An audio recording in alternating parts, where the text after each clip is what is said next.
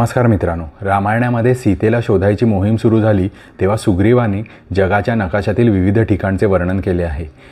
त्यापैकी एक वर्णन साऊथ अमेरिकेत असलेल्या पेरू देशातील कॅन्डेलाब्रा ऑफ अँडीज या नावाने प्रसिद्ध असलेल्या एका भूचित्राशी तंतोतंत जुळते। किष्किंधाकांडातील 40व्या अध्यायाच्या 53व्या श्लोकामध्ये सुग्रीव हे वर्णन करतो। त्या वर्णनात सुग्रीव असे म्हणतो की पर्वताच्या उंचीवर ताडाच्या झाडाप्रमाणे खोड असलेल्या तसेच त्रिशूळाप्रमाणे 3 फांद्या असलेल्या व मुळाशी वेदिका असलेले असे अनंत देवाचे निशाण रेखाटलेले आहे। पूर्वी प्रत्येक देवाचे व योद्ध्याचे एक विशिष्ट निशाण असे, त्याप्रमाणे हे निशाण अनंताचे आहे। त्याचप्रमाणे हे निशाण पूर्व दिशा निर्देशक म्हणून तिकडे रेखाटलेले आहे।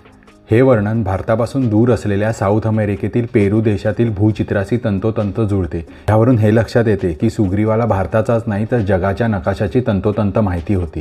तुम्हाला हे माहीत होतं का? व्हिडिओ आवडला असेल तर लाईक करा।